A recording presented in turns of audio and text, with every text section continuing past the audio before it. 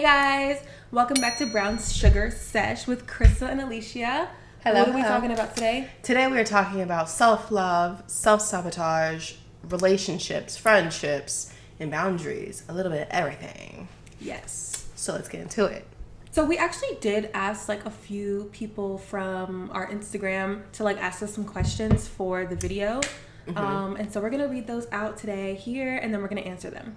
So Yeah. Let's get started. Yes. Question number 1 was, how do you leave old friendships in the past in order to make new ones? This is so hard.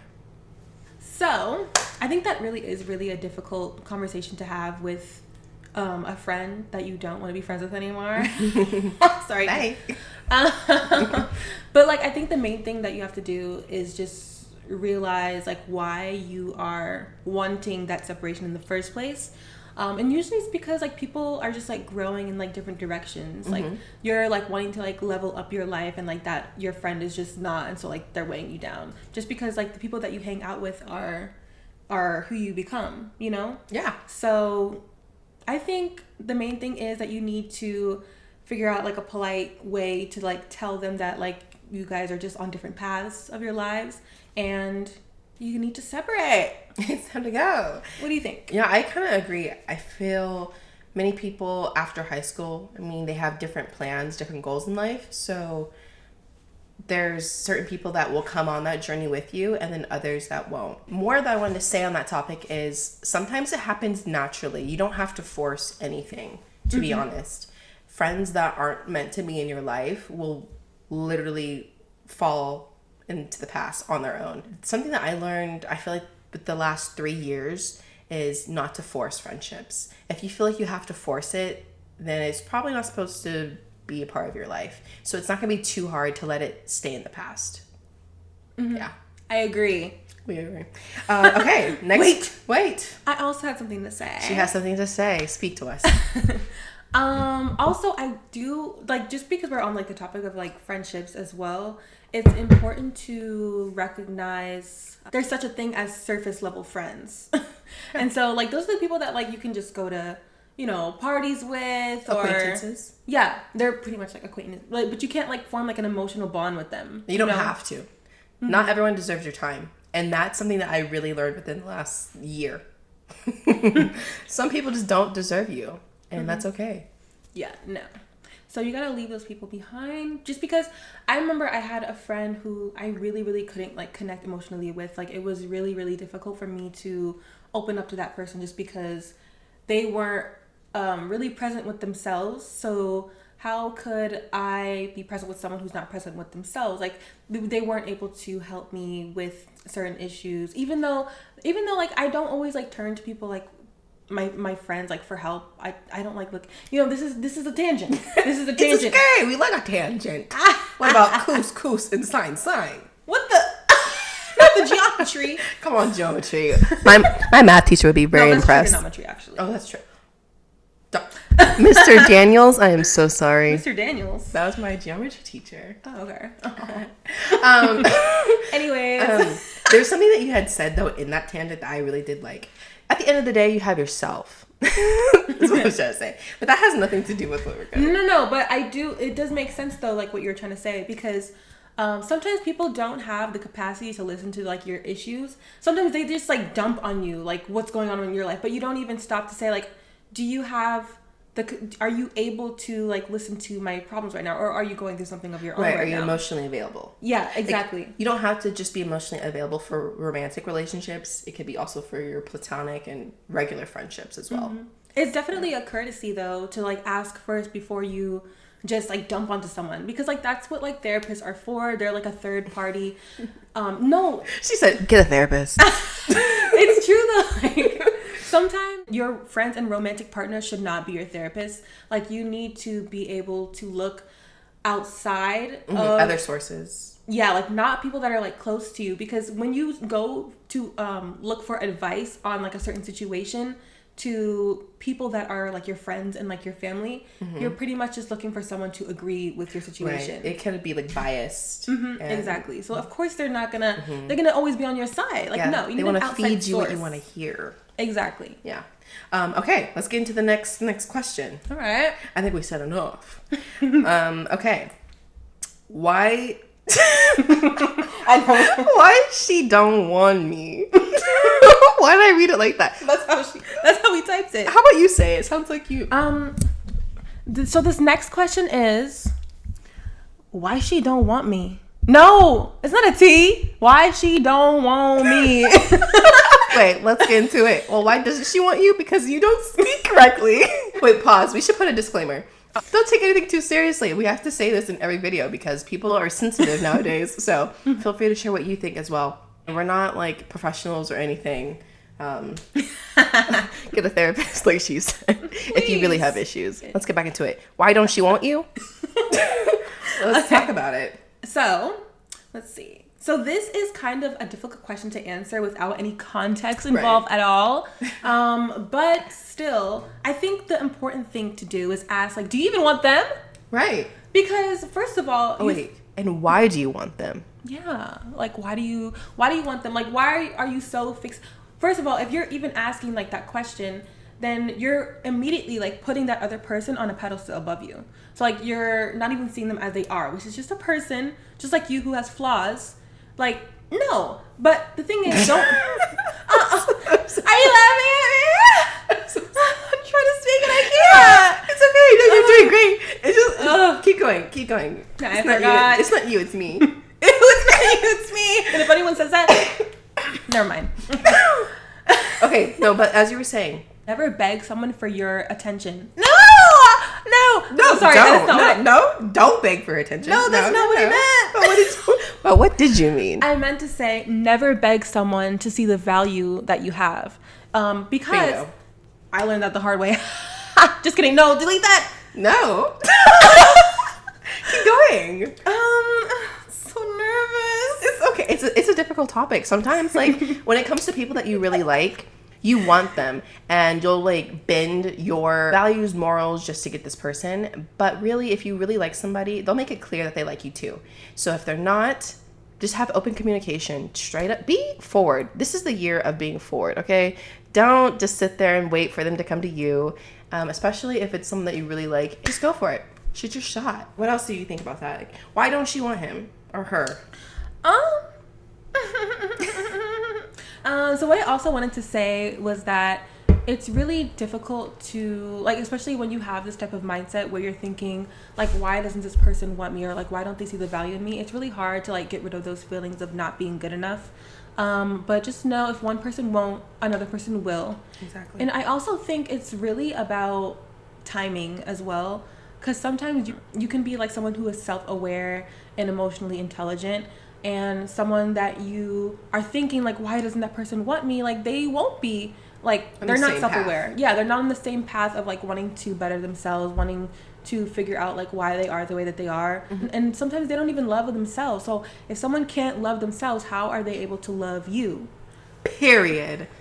You said that very well. Oh. Honestly, and don't lower yourself to meet someone else's standard. Only accept people who are ready at the same time as you. You don't want to force someone to be in a relationship who's not emotionally available, even financially available, because like, relationships are expensive. It just comes down to open communication again. Mm-hmm. That's all I would say. I agree. Next question. So the next question is, what is the biggest lesson that you've learned recently? For me is that you don't have to be liked by everybody, especially in the time that we are in with social media and everyone just wanting to get followers, get likes. I've learned to block it out. Honestly, you can't let other people's opinions drive you in life and leave such a huge mark on you. Because at the end of the day, I only care about the people who are really close to me, who actually know me, who know what's going on in my life. Social media is like a facade. You only see so much. You see what I allow you to see. I've learned to stop caring about other people's opinions and do me. What about you, Crystal? What have you learned? I've learned quite a few lessons, actually. So I did learn that humans are very self-serving individuals. They're very selfish. And I'm not saying that you shouldn't be selfish, because you definitely should be selfish when it comes to like your mental health. Because I have a lot of like people-pleasing tendencies that I have developed over the years. And that really became like detrimental to like my own mental health. You have to be selfish in that sense. But when you are in like a relationship with somebody, you shouldn't be completely selfish, or there always has to be like negotiations, and in friendships too. It can't be one-sided. You have, if you're making like all of the effort or like doing everything in the relationship or the friendship, there has to be a balance. Sometimes people like use you to fill a void within themselves. I'm nervous to say this, but oh no, don't be nervous. Say what you need to say. Say it with your chest. okay. So I love somebody more than I even love myself. And I do know that because if I did love myself, then I would have never allowed somebody else to be put on that pedestal above me. And so that's something that I really had to learn the hard way. I get it. That's exactly true. I feel like so many people go through that. You live and you learn. So many things that happen in our lives, even though we wish it never happened, we learned something from it. Yeah, like the thing that was like a really, really hard thing for me to learn as well, because I can't really get myself to hate the people who have hurt me. I hate what they did, but I don't really hate them, because when I say something, then I actually mean it, like in regard to like how I feel about a person. And plus I also have taken the time, like after going through like a difficult period, like I did immediately start taking the time to realize like, why was I so like attached to people this way? Like, why was this affecting me so deeply? And I couldn't help it. So like I really, really started to learn like more about myself. I took the time to start to read books and like listen to a lot of podcasts to try to figure out like why I was the way that I was. And so I really learned like a lot about myself in that sense. I also want to talk about like just unlearning my people-pleasing tendencies and setting boundaries with people. Setting boundaries are about like letting people know how they should treat you. As you can tell, we've moved on to boundaries. So let's get into that. Something that I wanted to say about that. Okay. Wait, what? No, you put your finger up. I did? Yeah. We'll We'll go back. Okay, well, listen. You don't have to say yes to everyone. I felt I owed people things, but not everyone deserves your time. I feel like everything is earned back and forth. So if someone is asking you to do something, you have the right to say no. You have the right to remain silent. Anything you say can and will be used against you in the court of law. Ew, wait, pause. Not me getting pulled over last night. That was so embarrassing because he asked me where was I coming from, and I was like, I came from the movies. And I told him I went to go see Guardians, and we had a full-on conversation. It was like banter. We were like, oh yeah, I was kind of sad like the raccoon. And like it was emotional. Yeah, I was kind of sad. And then he's like, okay, bye. I got a warning. Period. Exactly. She didn't get no ticket. And why? Well, first of all, he even said that the speed limit 20, 25, 30, 35, 40. He's like, I can't blame you. I'm like, so then why'd you pull me over? I know, right? If you knew. Anyway, all that matters is I got a warning. It really comes down to people who deserve your time and your energy. Certain people who are okay with going past your boundary, they shouldn't be in your life, because clearly they're okay with doing things that hurt you. Anyone who cares about you, loves you, wants to see you achieve great things, they're not going to do things that are detrimental to you. They're going to want to root for you. They're going to want to respect you. That's why respect goes both ways. It's not just an automatic. I don't know why parents and just adults automatically think younger folk should just automatically give respect.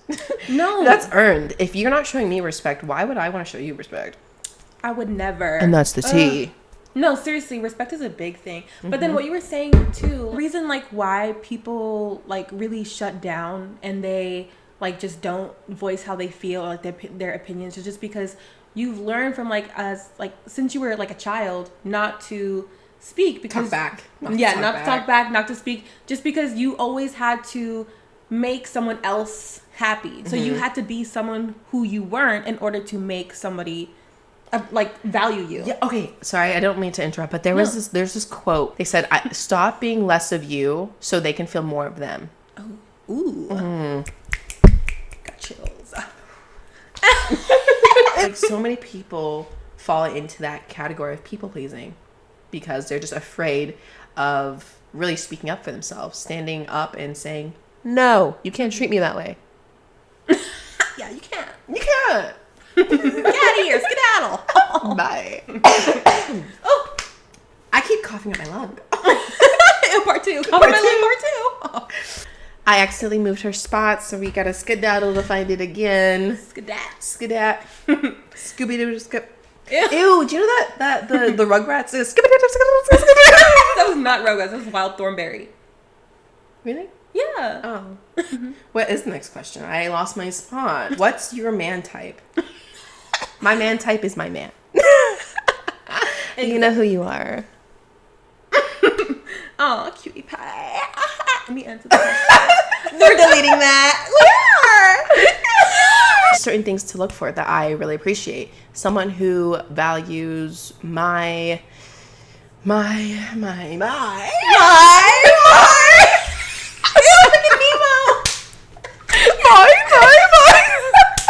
someone who values my opinion of quality time, someone who really values like spending time with me, listens to things that I say that I want to do. Something that I found that was really huge was I mentioned something maybe like a year ago or 2 years ago, and then they just surprised me with it randomly.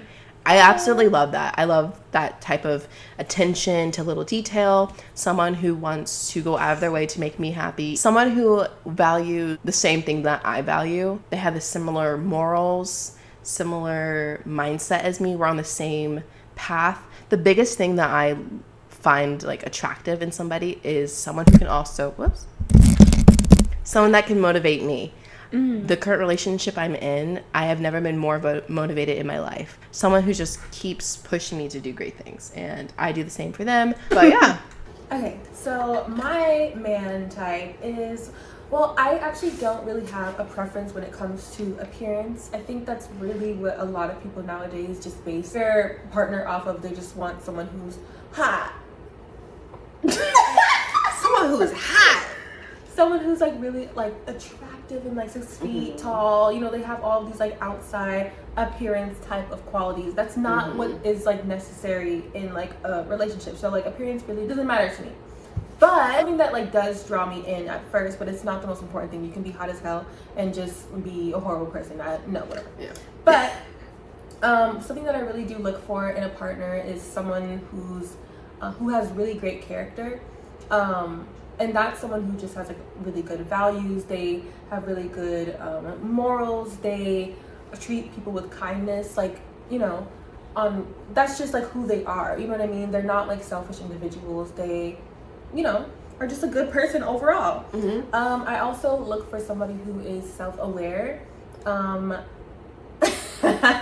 also look for somebody who's self-aware because I want to be with someone who is willing and able to take accountability for their actions, understand why they are the way that they are, understand their triggers, and also be willing to go to therapy if it's needed. You know, I don't want someone to not want to grow with themselves. Sometimes we can't afford therapy, and that's totally fine. Like, you can just like read books. You can just somebody who's willing and able to learn more about themselves and how to help themselves and actually takes action and doesn't say it but actually does it.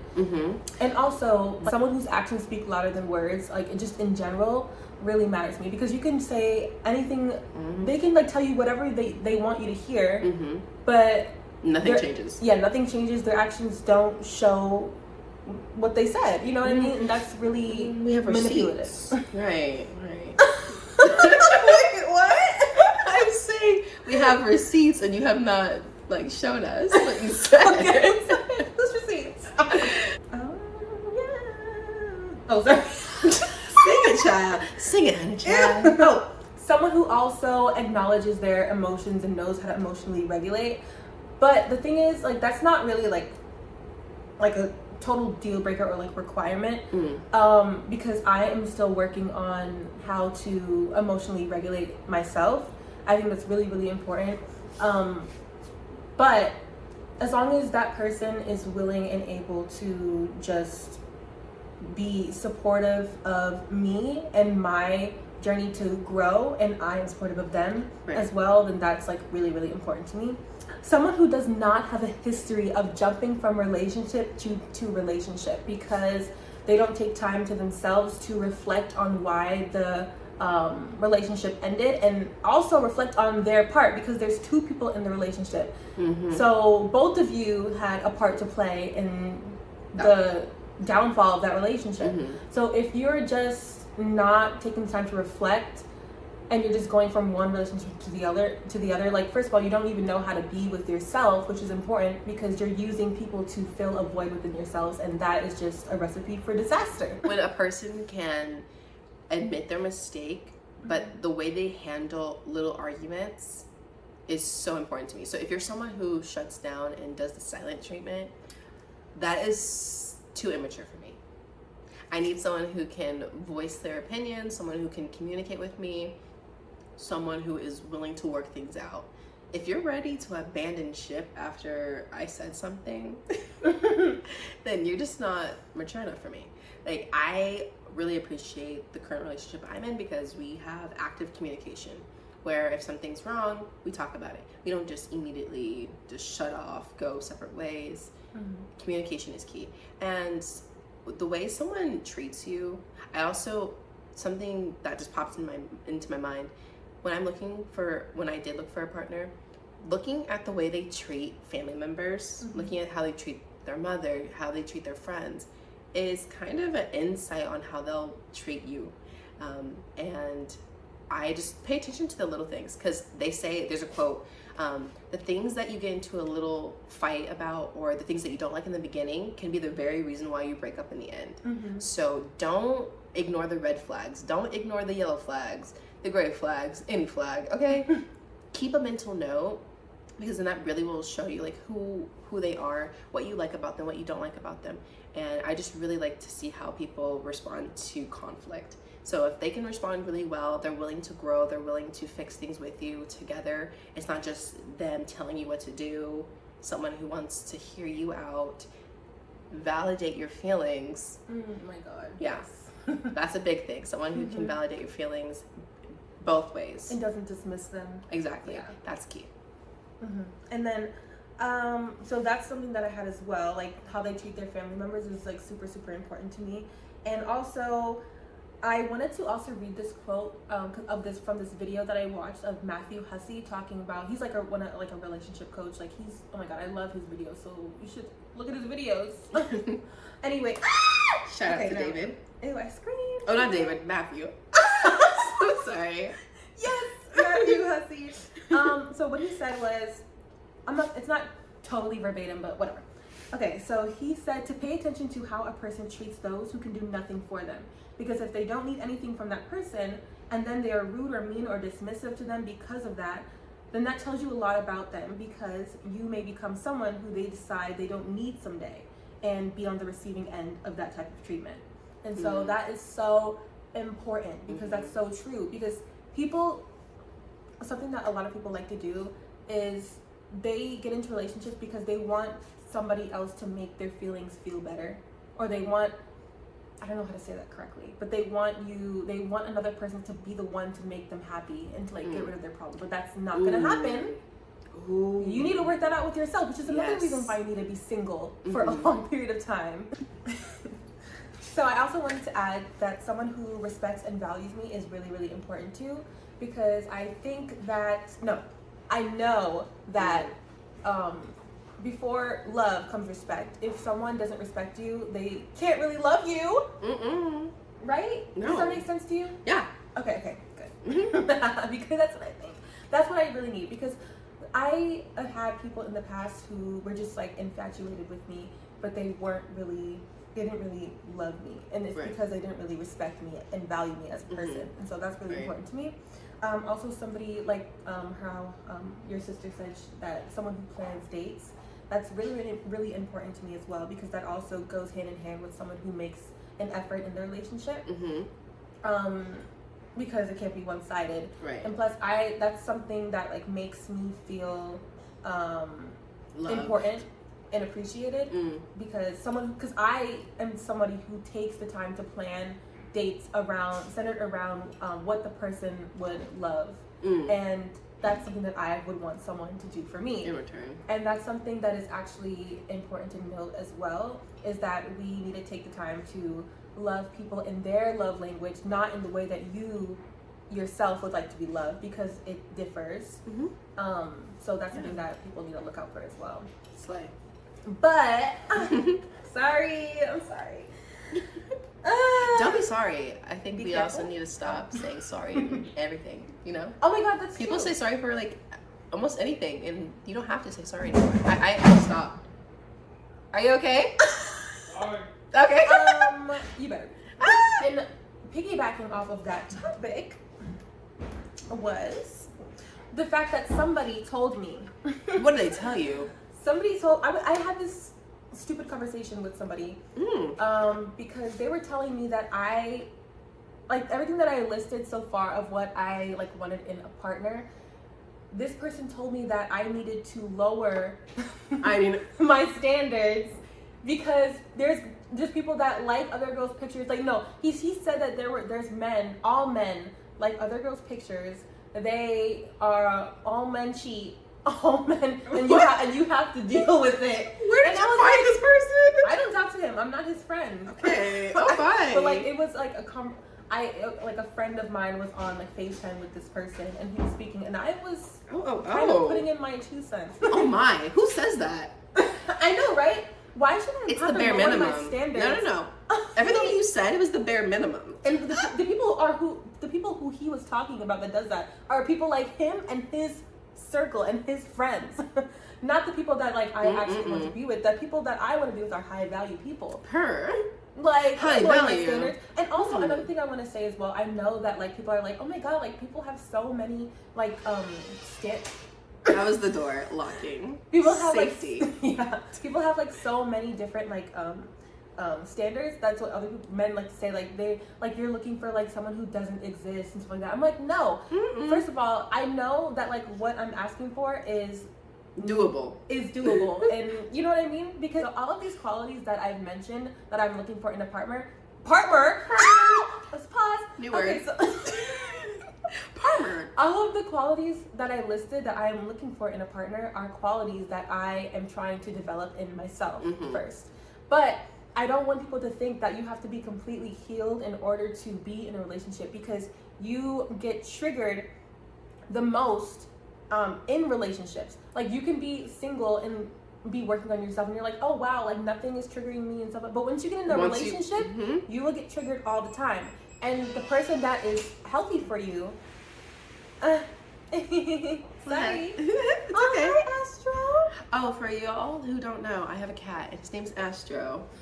If you ever hear him meowing, that's what it is. Anyways, what was I saying? Triggered. Relationships will trigger you even if you are healed partially. Yes, a relationship will definitely trigger you, and if the person who is for you is going to be the one that does trigger you, but is still willing to support you and grow with you and help you heal. Like you are supposed to help each other heal, because I'm gonna be triggered, you're gonna be triggered, because we both come from different backgrounds and different situations, different traumas that we've dealt with, and that's always gonna be with you. You can't just unlearn that, you know, in an instant. I wish I could, but you can't. So that's something to be aware of as well. Yes. # healthy relationships. Yeah. Period. Per relationship. Okay. Did you just stop? No, I didn't stop it. Oh. Did you say per my relationship? Yeah. I love a man. You're the best. So the next question that we have here is, what are some common ways people self-sabotage in a relationship? Okay. First thing that came to my mind was often when people are entering a good relationship where it's actually going to be a healthy one, it seems too good to be true sometimes for them. And that makes them want to shut down and they don't want to give it a shot. So sometimes people that I've seen, or even from experience, where when I entered a relationship that, actually the current one, I was like, whoa, I've never experienced this kind of love, like this type of person who wants to do almost anything and everything for me, who's absolutely down to be there for me in all aspects. It seemed way too good to be true. So then you're starting to mentally start these like mechanics, like, oh no, no, this can't be happening. Like it almost feels like a daydream. Like I almost had to pinch myself. I was like, is he really here? Like it feels too good to be true is all I can say. But yeah, I had to learn to not self-sabotage, breaking down those walls, like opening myself to a new type of relationship that I had never experienced, and it was just really amazing. It was amazing. amazing. But yeah, I really just think often people want to back out of things quickly because they've never experienced it before. And that is definitely a form of self-sabotage. That's Astor for you. Oh. He said, yeah, don't self-sabotage. I love him. But yeah, that was my take. What about you? How do you feel about that?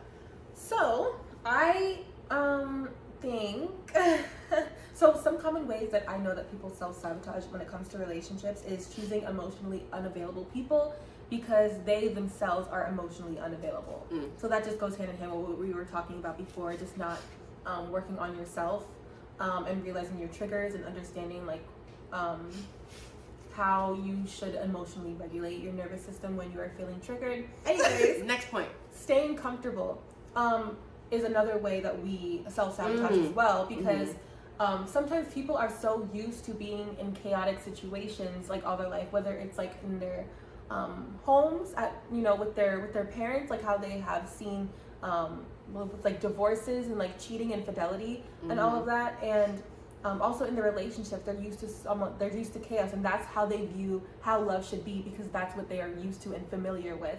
And so when, like you said, when they get into a relationship with someone who is secure, or like they have someone that actually is showing them love, then they get scared because that's not familiar to them. That feels unsafe in their body because that's not what they're used to. Right. And so that's another way that people self-sabotage because then they ruin that relationship.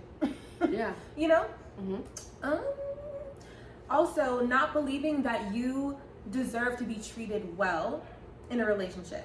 Because I know, like, everybody has heard this quote, we accept the love we think that we deserve. And that's so true. Like, and everything is a mirror as well. Everything's a mirror.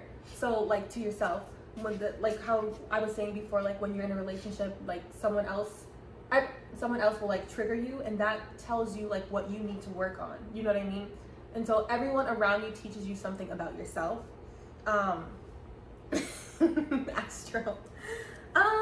Yeah. So when we always do like a lot of negative self-talk all the time, and I think that's really, really important to try to shift that narrative in our minds, because words are like really, really powerful, and like what we start to say all the time is what we believe and who we become. Right. That's something that kind of trails off into something else. When you speak things into existence. Oh, yeah. I have started to believe in that, honestly. The way you speak about your life, the things that you want, how you want to achieve things, can really affect on how they come about. So if you don't believe that you can make X amount of money by this date, well, you've already mentally told yourself you can't do it, so you're not going to want to actually physically do what needs to be done to get there. If you're just speaking badly about your life in general, then you're not aiming to be successful. You're not aiming to be the best version of yourself because you already are mentally not believing it. So your words are very powerful. Exactly. And that's the tea. Let's clink to that. Oh. I'm not thirsty right now. Yes, you are. Oh, okay. Another point that I wanted to bring up was dwelling on past relationships or continually checking up on exes.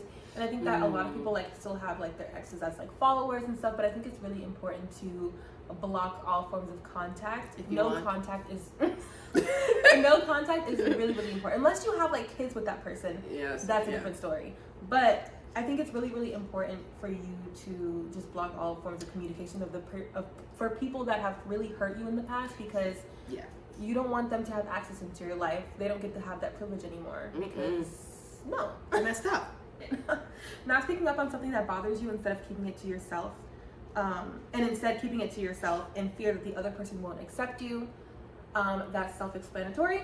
And then also speaking to others outside of your relationship about your relationship problems, because you're looking for someone to take your side, like I said before. Exactly. Okay, that is something that is so important.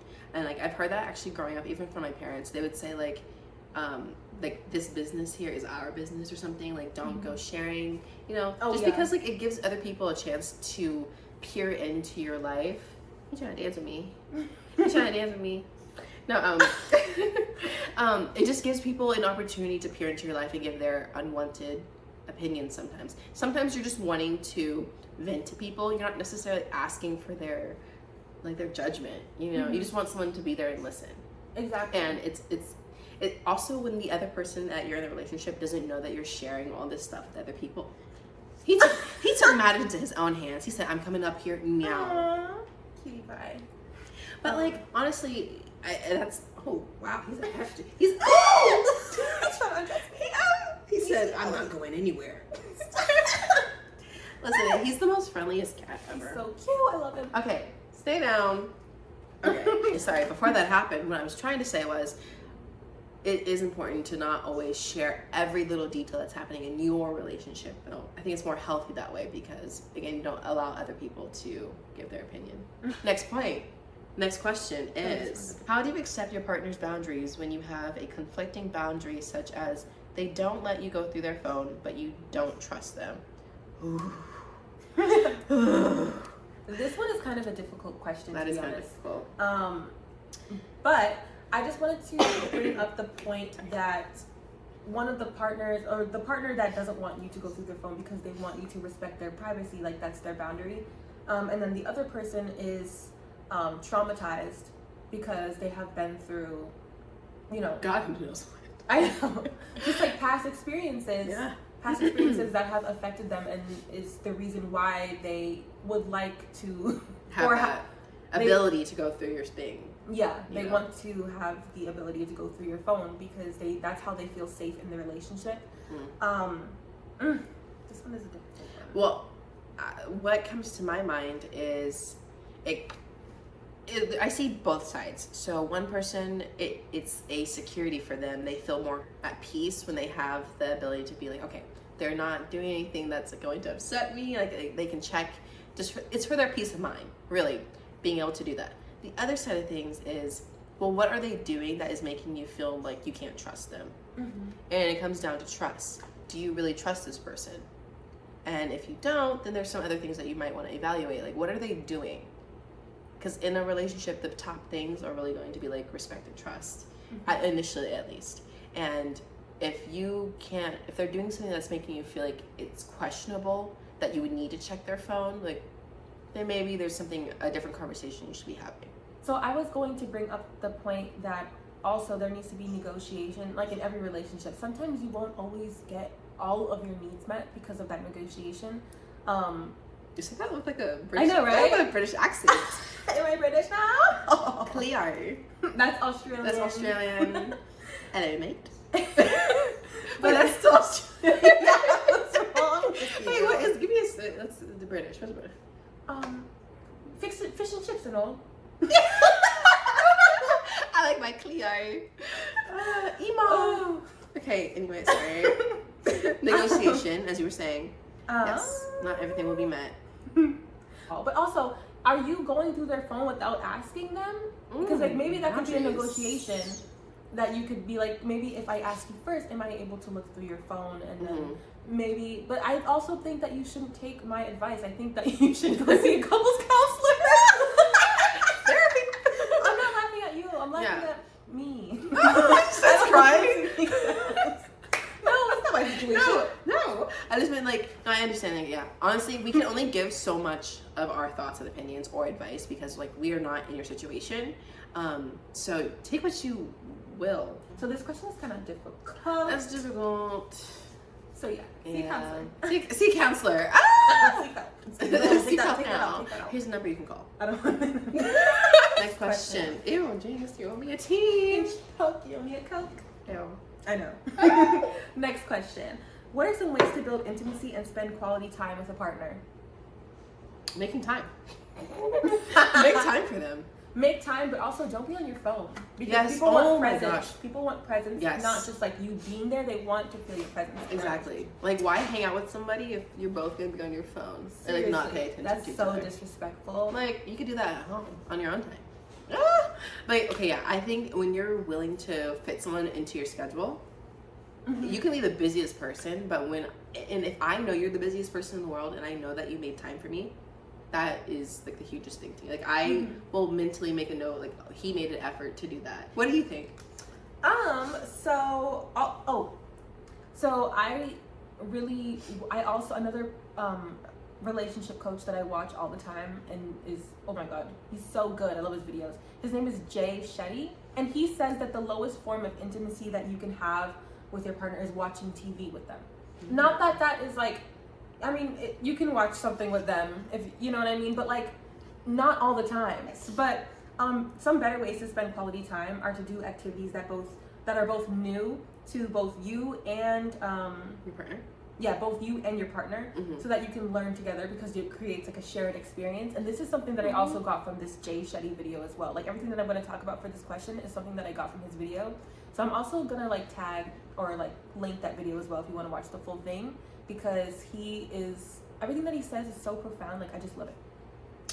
And also he talked about like how usually like what we do in a relationship is we like one person is like an expert at something, and then you show the other person learning. Yeah, so like teacher student. So that's something that you do. But it's better if you're able to create like that new shared experience, because you're both learning together and you learn new things about them while you're doing or like doing that experience, that new experience together. Yeah. And so some examples that you could do are like going to like an art or like pottery class. That's what he said as well. You can learn together, so like reading a book about like attachment style, which I'll show you as well, like which book to get for that. And also maybe going to like different activities, so one person can learn about pottery, the other can learn about art, and then you guys both come together and like talk about it. Collaboration. Yeah. And then also there's this game, it's called Hot Takes, and it's pretty much like a debate type of topic. I feel like this is like a really, really good way to get to know somebody. And it can get really heated too, but I feel like it's important because sometimes you don't know that a person believes like certain things, and like it can be a red flag sometimes. So I think that's a good thing to do. Okay. I like when you can debate things, or you open the conversation with somebody and you get to learn more about them and how they view things. Because personally, I don't like being with someone who's just going to like agree with everything I say and just wants to, feed me what I want to hear. Yeah. So like when I'm gonna download that game. I also wanted to talk about, because this kind of goes into, where is it? So something happened with my brother the other day, and it was something so like small and minuscule, but it still like really, really affected me and like really triggered me. And then I realized why. So pretty much what happened was I made like a whole detailed, I was like, oh hey Tyler, do you want to go get food from Chipotle, and I will pay for it, like me, you, like we can get food and I'll pay for it, fine. So I sent him like a whole entire list, like a detailed list, even with pictures too, of what I wanted in my Chipotle bowl. Detailed? Yeah, okay. Detailed text message. And when he came back, he got 3 things wrong. He got 3 things wrong. Sorry, I can't speak. She's really heated. And when he came back, he got 3 things wrong with my order. And I was like, wait, hold on, you gotta like, thank you. First of all, he didn't get, I'm not gonna get into details. He got 3 things wrong, and there was no meat. It was a bowl of white rice, bland looking bowl. I was so upset because, and then he said, here, have some carbs. I know. And like, I know that like, it's just like a mistake. People make mistakes all the time. You know what I mean? And like, he's my brother. Obviously, like, I apologize for like how I reacted, because I was like so upset. And then I realized like, why am I so upset about this? And it made me think like, wow, people don't really pay attention or care about me in the ways that I care about them. You know what I mean? Because if you can just like overlook like some really, really a detailed message and just get everything wrong and not even care to like want to fix it, then it just made me feel like I'm just like not a priority in people's life. And that brought me back. And the reason why I felt that way is because it brought me back to a place that I have been in the past. And so it's just something so small can like make me feel extremely triggered like that. You know what I mean? And that goes for everything. Just like, but like that's something that I still struggle with, is like not feeling a priority in people's lives, and just always feeling like people don't see the value that I have. And I don't know, it really affects me. No, honestly, it's not easy though. Like, even though like you're gonna constantly keep working for these like self-improvements, there's always gonna be room for more improvement. Like, we'll never be at the peak Yeah. We'll never reach that 100% perfection, like with these things currently. We just realized that the mic has not been on this entire time. We're newbies. Yeah, don't worry. It's okay. It's episode 2. We'll learn. Okay. So now that's the end of our video, but we just wanted to finish it off by recommending some relationship coaches of people that you would like to like maybe read or look into. Mm-hmm. However, the book that I am recommending is not about relationships. It's more about, this was really for the first video that I just didn't get to include. It's about like entrepreneurs and just your mindset. And it can really help for really anything, I guess, in life. Like it could be work, personal, and so forth. So, yes. Okay. So, let me actually start with like the favorite relationship coaches, then we'll get into the books. But my favorite relationship coaches are Jay Shetty, Matthew Hussey, Esther Perel, Gabor Mate, and Ken Reed on TikTok and YouTube as well. Shout out to all of those wonderful people. Thank you for your insight. Yes, and now we'll go into the book recommendations. Okay. So the first one that we have here is The Courage to Be Disliked.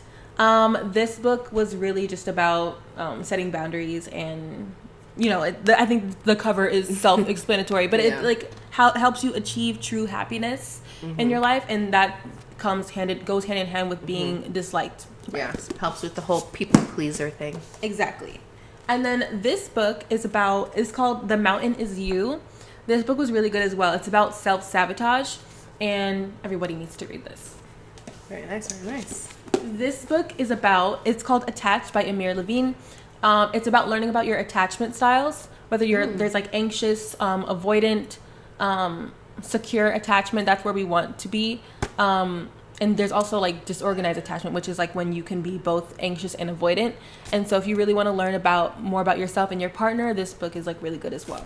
Very nice. And then your book recommendation, Alicia? Yes. And then this one is Sell or Be Sold. I feel like that's such a bold title. Like that catches your attention right away. That is by Grant Cardone. How to Get Your Way in Business and in Life. So if you're looking for just a good mindset reset, just some tips on how to, start that business, start whatever type of goal that you have in life, give this a little read. So we will see you next week on Wednesday. Weekly Wednesday. Link is in the bio for the book. Link is in the bio. But yeah, those were our topics for relationships, friendships, self-sabotage, self-love, and boundaries. Mm-hmm. Yeah. Let's clink it off tonight. Let's clink it off. Slay.